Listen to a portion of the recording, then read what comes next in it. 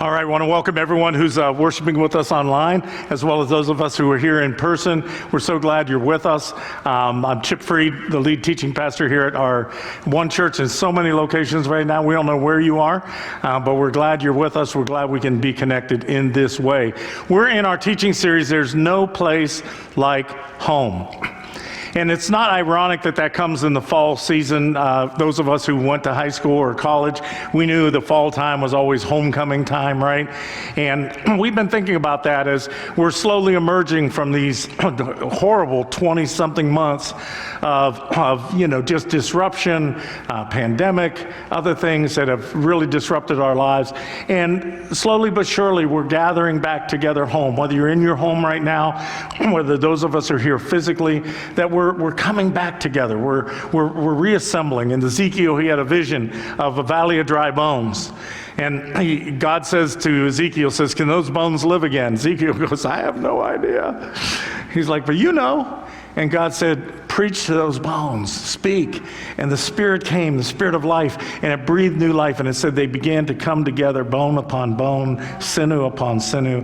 And that's what we're coming back better, really. We're coming back stronger as we realize that God is reassembling us, and God's doing a transformative work in me, and I hope God's doing a transformative work in you. And so as we begin to come back in person, as now we're celebrating that vaccines are available even for kids as young as 5, so more of our families can be in children's ministry together, and that's really exciting. These are all signs of God's presence with us. And I do hope you'll look at some of the small groups that we're offering. There's one right after this service, a grown-ups guide to kids wiring. There's some great young folks leading that. Jump in if you have kids, if you have grandkids, if you love kids, if you teach, if you coach. It's a wonderful study. It starts right after service. You can jump in that one. Tomorrow, I'm jumping into our men's group with our lay leader, Jeff Kapp, and I'm going to be leading our men's group on the second and fourth Sundays of the month, or Sundays, second and Monday, Tuesday, Wednesday. The second and fourth Mondays at 6:30. So 6:30 to 8, if you're a guy and you want to just come out and fellowship with some guys at a men's group, we're going to be doing that for the next several months. So I hope you'll take advantage of that. We're at that place, though, on All Saints Day, that remembering there's no place like home, but home also can be a very, very significant place of grief. When we talk about 700,000 some lives, just nothing in my lifetime I've seen that just, over a course of less than 2 years, we realize that there's a lot of grieving in our world right now, and in our country, and in our city, and here in our church. There's a lot of grieving. There's some chairs that'll be empty during the holidays that weren't empty before. We have to face that ultimate condition, that ultimate enemy, that I said that's why we're longing for a true home where death will be no more, where weeping will be no more. And we're in that direction. But what do we do on this side of it?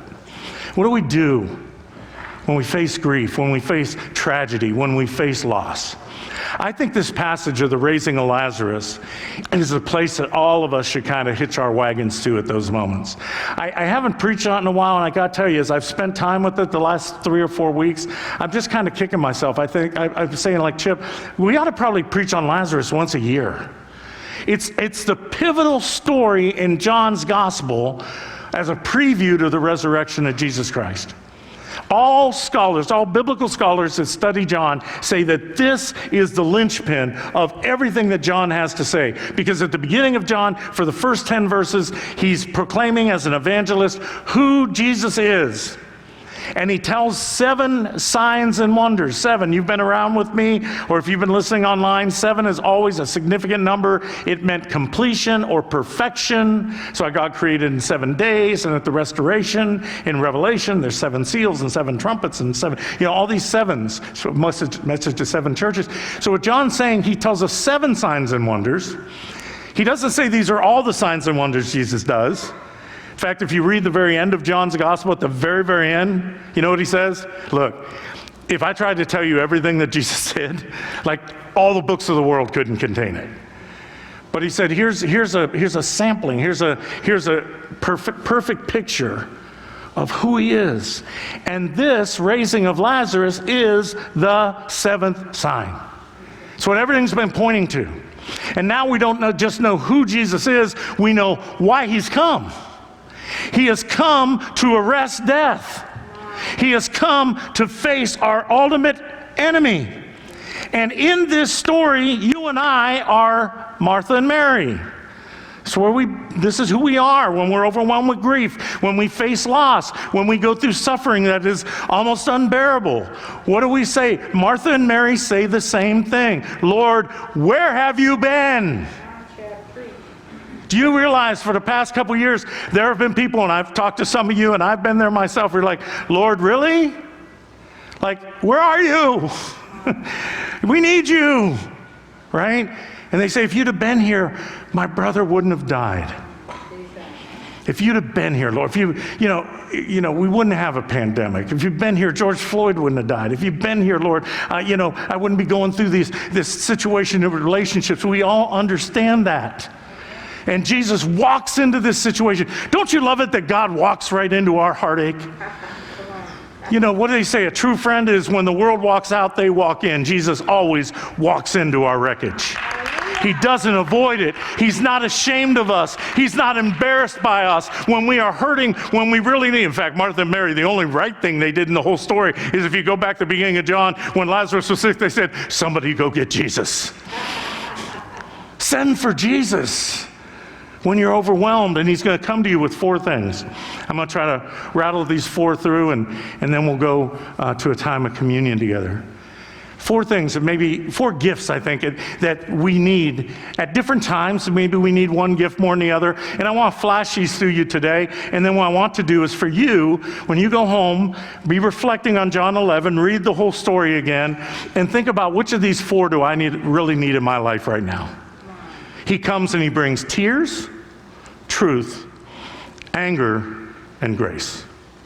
Tears, truth, anger, and grace. Tears he offers to Mary. Truth he wields with Martha. Anger he directs at the tomb. And grace he directs for us all. First, the tears of Jesus. Jesus goes, did you hear the story? He meets Mary. Mary comes out, she's weeping, and she says, Lord, where have you been? If you'd have been here, my brother would not have died. And Jesus doesn't even answer the question. He just falls down on his knees with her and weeps with her. You remember that verse, Jesus wept? I thought that was just an answer to a trivia question. You ever heard it? What's the shortest verse in the Bible? Jesus wept. Oh. The more I've lived, the more I realize that verse is maybe one of the most profound verses of all Scripture. Jesus wept. In fact, even the religious leaders who hated Jesus, they said, see how he loved them. See how he loves us. That he pauses to weep with us.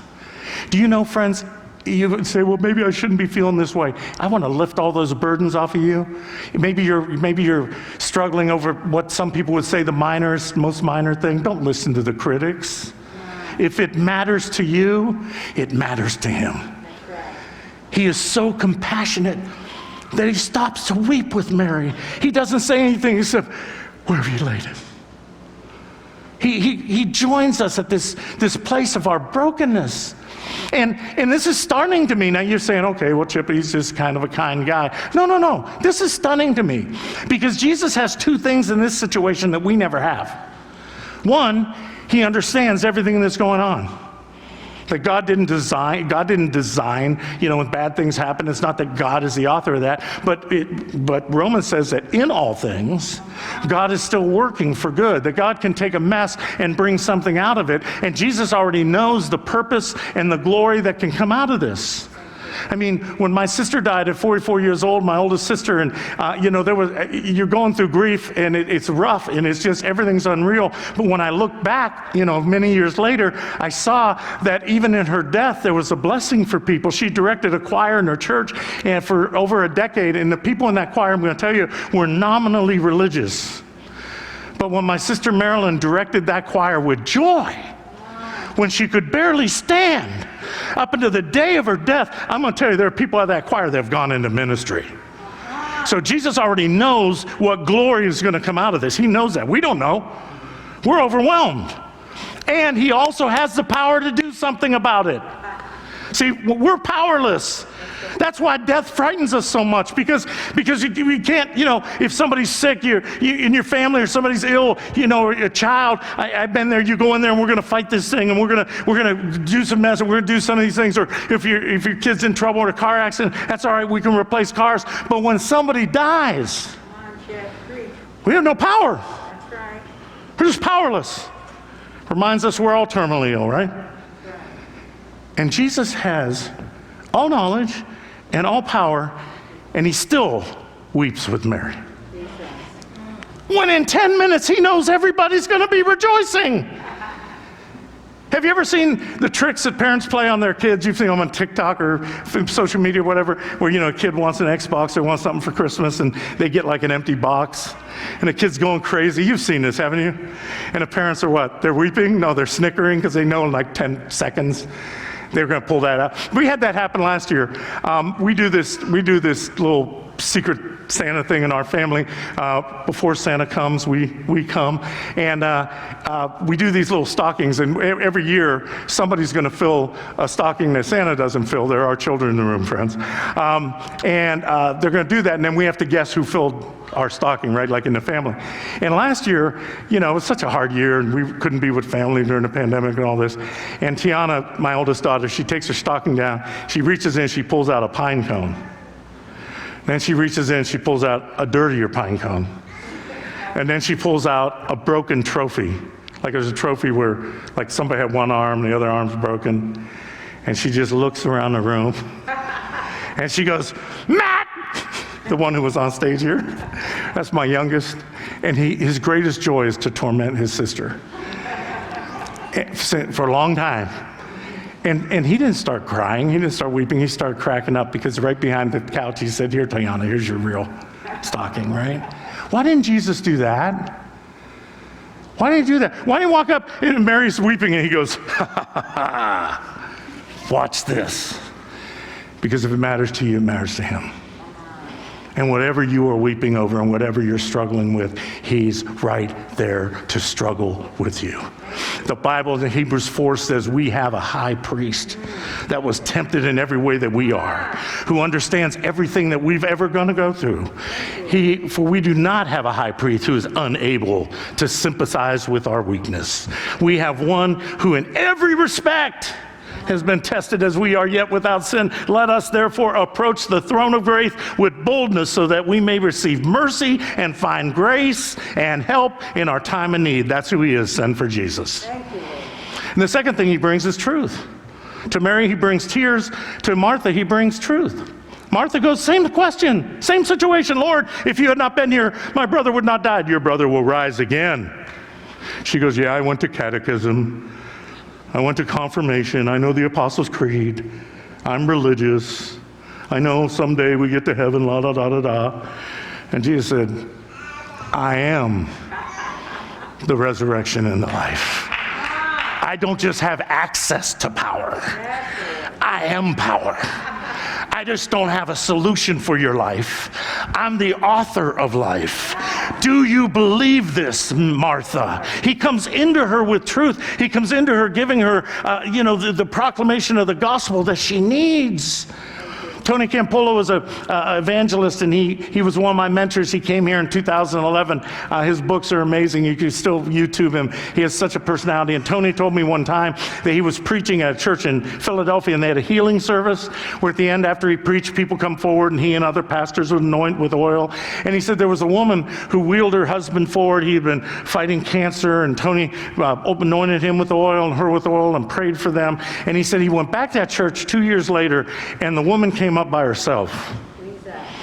And she says, "Oh, do you remember me? You remember my husband when he was alive? I wheeled him up to the altar for you to pray for healing."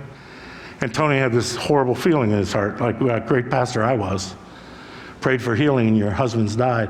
And she could tell his countenance fell. She said, "Tony, let me tell you something."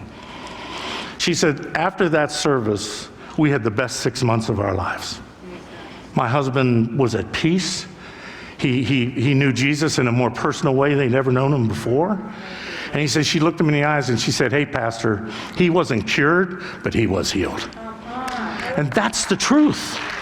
That's the truth Jesus brings into our situations, right? He has all the power in the world. I've been with Pastor Terry a long time. Some of you know, who 18 years. Is my best ministry friend. We're frickin' frack. She's my family's pastor. I told her when I met her long ago, I can't be my kid's pastor. Would you mind taking that job? She's officiated my kids' weddings. She's counseled my children.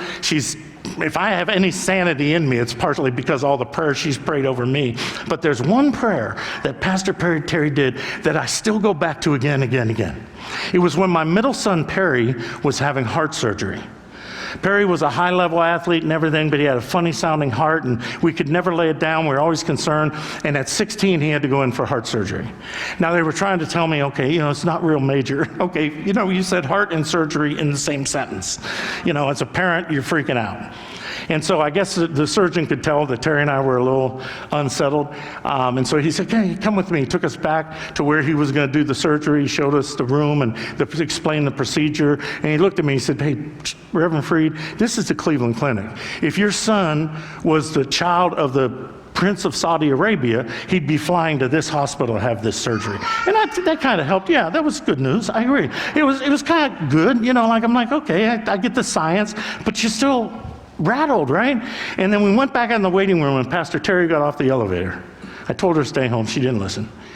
She got off the elevator and she literally made a beeline through Terry and I and went straight to Perry, and she put her hand on his head and she said, "May the same power that raised Jesus from the dead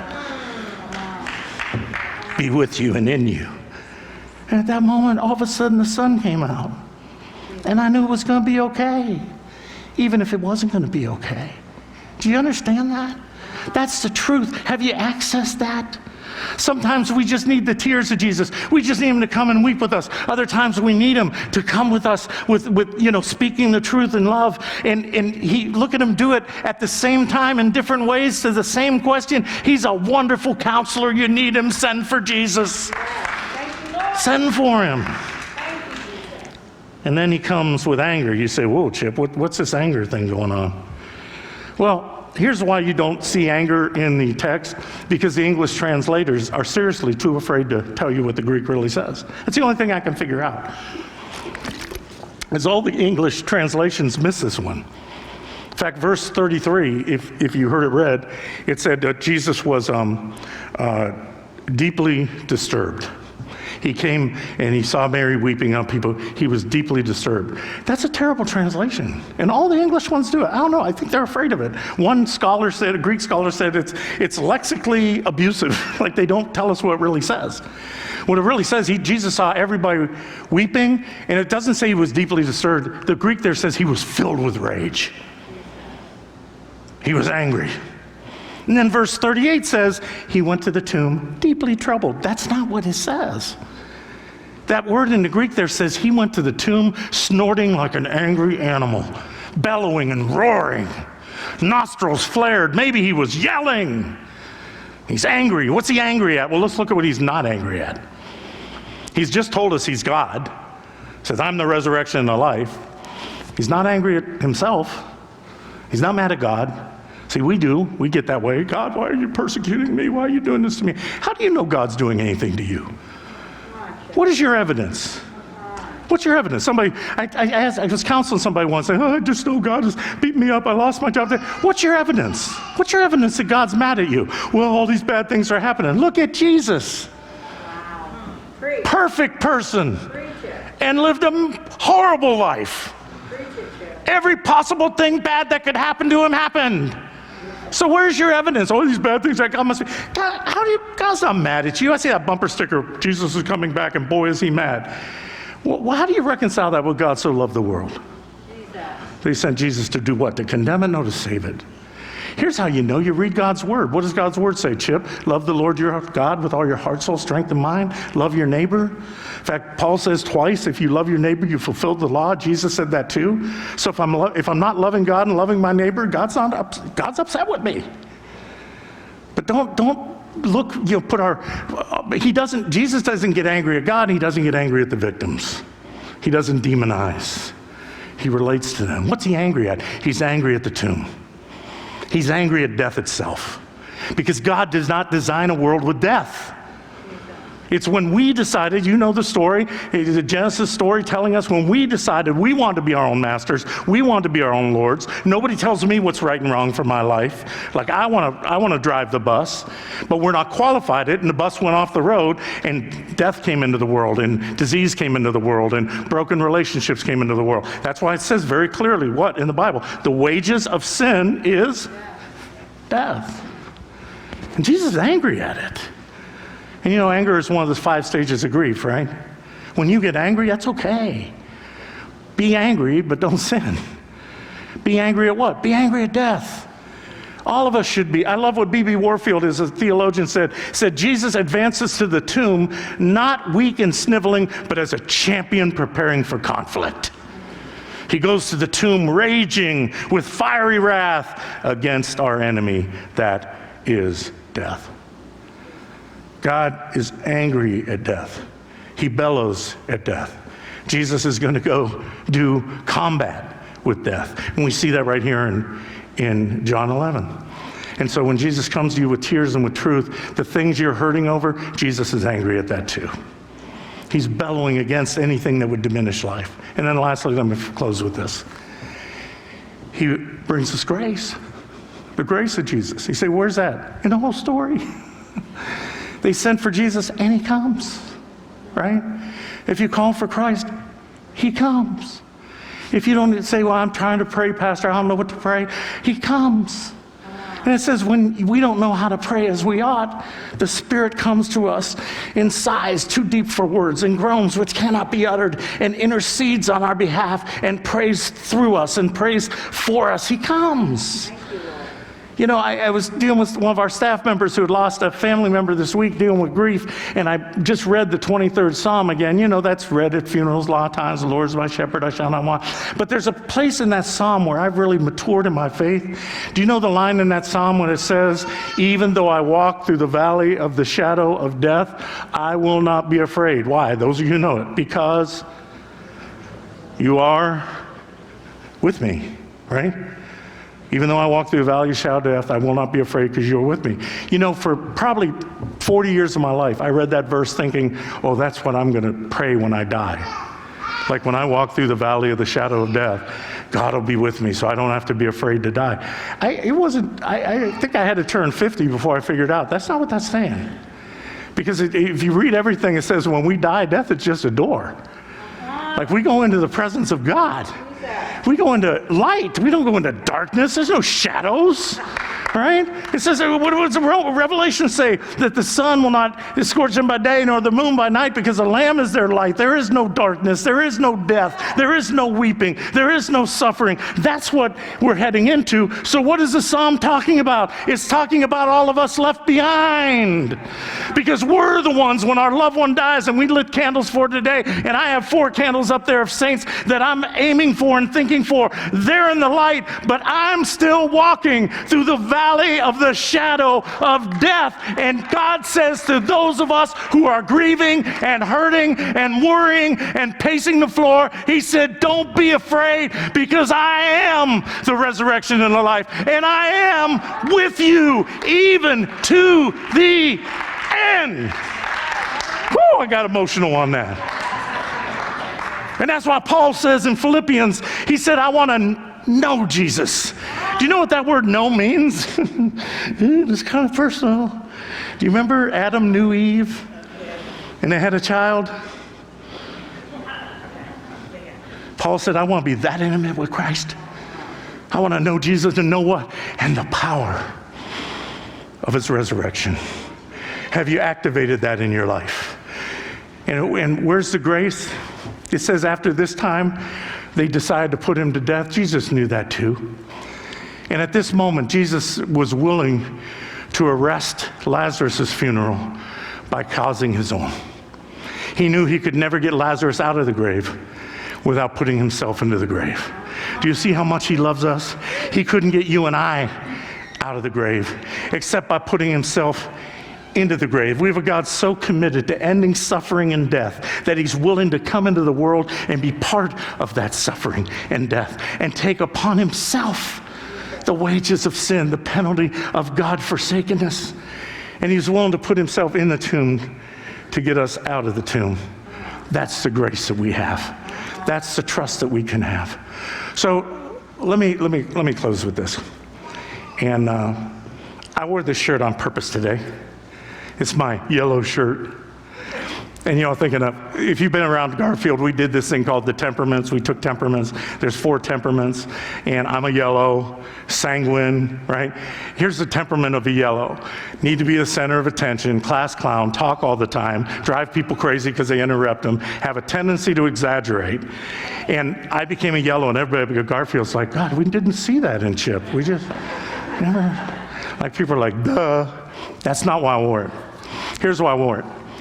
I wore it in remembrance of Vincent van Gogh. Now, I follow you guys on Facebook and social media. My wife does too. She's a troll. She never comments, but she edits mine. She censors my social media. Like I have to, honey, am I allowed to post this? No. But I've been watching some of you guys go to this Immerse Van Gogh. Anybody gone to it? A few of you out there? I know, love you. And I've heard it's amazing. So Terry and I are going to go because I'm a yellow. I can't stand that you guys had some fun somewhere and I didn't have it. So I'm going to go. But it's downtown. Everybody's been telling me it's amazing. It caused me to think a little bit about Vincent van Gogh. Not my favorite painter, but I obviously respect him. But Van Gogh had an interesting life. Some of you know, whenever there's brilliance, there's always a dark side to that brilliance, right? Sigmund Freud was a cocaine addict, right? Like these smart guys go through stuff. And Van Gogh he dealt with mental health his whole life, ended up in a mental health hospital. He was raised in a Christian home. He was raised in church, but he rejected church, and he had good reason to. A lot of people, boy, you ever realize that the number one reason people don't come to church is because of people who do? It's a true story. And my wife and I my wife has one prayer in our life: don't let us stumble somebody.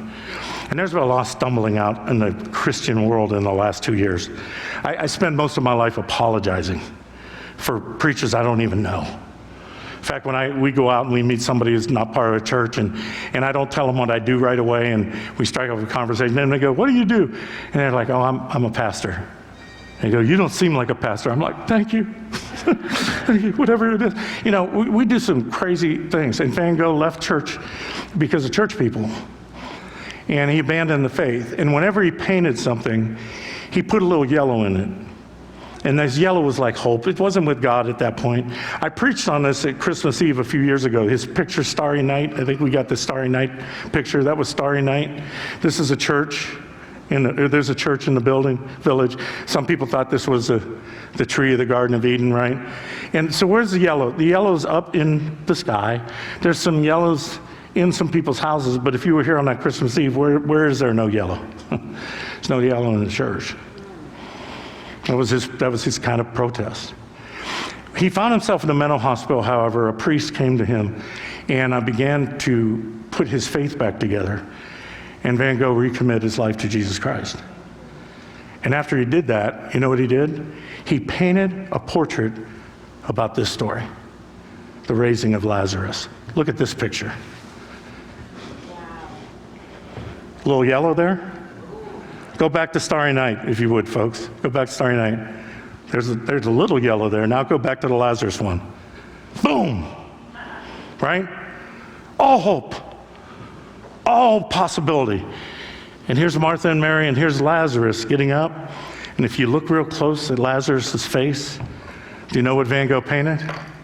His own face. He put himself in the story, and he found hope. I pray that the tears of Christ, that the truth of Christ, that Jesus being our champion, angry at death, and that the grace of Jesus Christ, finding a way to end death without ending us, and putting himself in our place, and loving us that much, I hope that might burst yellow into your life. Burst joy and hope, even in the midst of tears. That light might shine through even the cracks in your broken heart, knowing that he is with me